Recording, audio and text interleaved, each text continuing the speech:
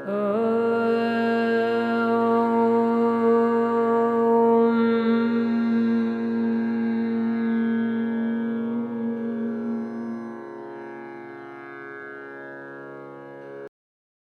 श्री कृष्णा मित्रों।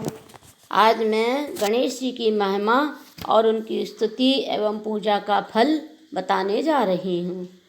पुलस्त्य जी कहते हैं, व्यास जी के शिष्य महामुनि संजय ने अपने गुरुदेव को प्रणाम करके प्रश्न किया, गुरुदेव आप मुझे देवताओं के पूजन का सुनिश्चित क्रम बताइए। प्रतिदिन की पूजा में सबसे पहले किसका पूजन करना चाहिए? व्यास जी बोले, संजय, विघ्नों को दूर करने के लिए सर्वप्रथम गणेश जी की पूजा करनी चाहिए। पार्वती देवी ने पूर्व काल में भगवान शंकर जी के संयोग से स्कंद, कार्तिकेय और गणेश नाम के 2 पुत्रों को जन्म दिया। उन दोनों को देखकर देवताओं को पार्वती जी पर बड़ी श्रद्धा हुई और उन्होंने अमृत से तैयार किया हुआ एक दिव्य मोदक पार्वती के हाथों में दिया। मोदक को देखकर दोनों बालक माता से मांगने लगे। तब पार्वती देवी विस्मित होकर पुत्रों से बोली, मैं पहले इसके गुणों का वर्णन करती हूँ, तुम दोनों सावधान होकर सुनो। इस मोदक के सूंघने मात्र से अमृतत्व प्राप्त होता है। जो इसे सूंघता या खाता है वह संपूर्ण शास्त्रों का मर्मज्ञ, सब तंत्रों में प्रवीण, लेखक, चित्रकार, विद्वान, ज्ञान विज्ञान के तत्व को जानने वाला और सर्वज्ञ होता है। इसमें तनिक भी संदेह नहीं है।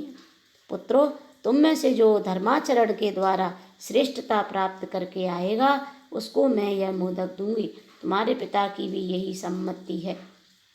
माता के मुख से ऐसी बात सुनकर परम चतुर स्कंद मयूर पर आरूढ़ हो तुरंत ही त्रिलोकी के तीर्थों की यात्रा के लिए चल दिए। उन्होंने मुहूर्त भर में सब तीर्थों में स्नान कर लिया।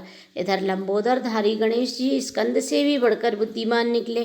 वे माता पिता की परिक्रमा करके बड़ी प्रसन्नता के साथ पिताजी के सम्मुख खड़े हुए।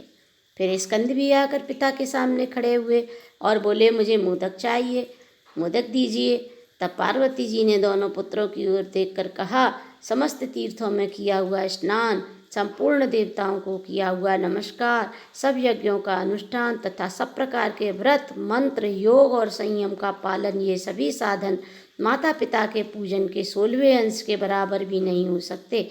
इसलिए यह गणेश सैकड़ों पुत्रों और सैकड़ों गणों से भी बढ़कर है। अतः देवताओं का बनाया हुआ यह मोदक मैं गणेश को ही अर्पण करती हूँ। माता पिता की भक्ति के कारण ही इसकी प्रत्येक यज्ञ में सबसे पहले पूजा होगी। महादेव जी बोले, इस गणेश के ही अग्र पूजन से संपूर्ण देवता प्रसन्न हों। व्यास जी कहते हैं, अतः द्विज को उचित है कि वह सब यज्ञों में पहले गणेश जी का पूजन करें। ऐसा करने से उन यज्ञों का फल कोटि कोटि गुना अधिक होगा।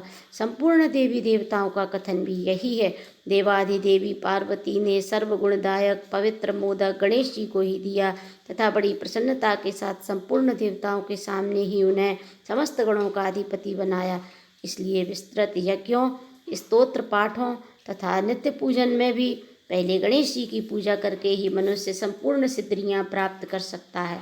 चतुर्थी को दिन भर उपवास करके श्री गणेश जी का पूजन करें और रात में अन्न ग्रहण करें।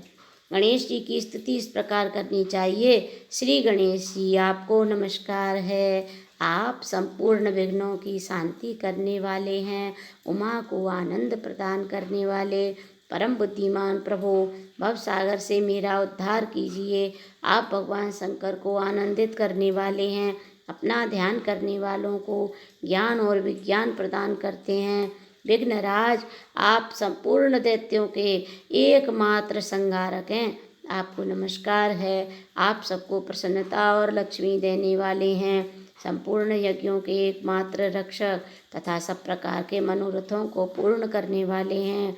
गणपते, मैं प्रेम पूर्वक आपको प्रणाम करता हूँ। जो मनुष्य उपर्युक्त भाव के मंत्रों से श्री गणेश जी का पूजन करता है वह सब पापों से मुक्त होकर स्वर्गलोक में प्रतिष्ठित होता है।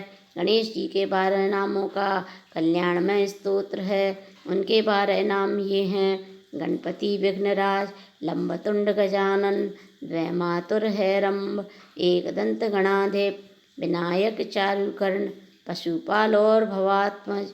जो प्रातःकाल उठकर इन 12 नामों का पाठ करता है संपूर्ण विश्व उसके वश में हो जाता है तथा उसे कभी विघ्न का सामना नहीं करना पड़ता। उपनयन, विवाह आदि संपूर्ण मांगलिक कार्यों में जो श्री गणेश जी का पूजन करता है वह सबको अपने वश में कर लेता है और उसे अक्षय पुण्य की प्राप्ति होती है। जो मनुष्य संपूर्ण यज्ञ के कलशों में गणानाम त्वा इस मंत्र से श्री गणेश जी का आवाहन करके उनकी पूजा करता है उसे संपूर्ण सिद्धियां प्राप्त होती हैं तथा वह स्वर्ग और मोक्ष को भी पा लेता है। विद्वान पुरुष को चाहिए कि वह मिट्टी की दीवारों में प्रतिमा अथवा चित्र के रूप में पत्थर पर, दरवाजे की लकड़ी में तथा पात्रों में श्री गणेश जी की मूर्ति अंकित करा लें। इनके सिवा दूसरे स्थानों में भी जहाँ हमेशा दृष्टि पड़ सके श्री गणेश जी की स्थापना करके अपनी शक्ति के अनुसार उनका पूजन करें। जो ऐसा करता है उसके समस्त प्रिय कार्य सिद्ध होते हैं, उसके सामने कोई विघ्न नहीं आता तथा वह तीनों लोगों को अपने वश में कर लेता है। संपूर्ण देवता अपने अभीष्ट की सिद्धि के लिए जिनका पूजन करते हैं, समस्त विघ्नों का उच्छेद करने वाले उन श्री गणेश जी को नमस्कार है।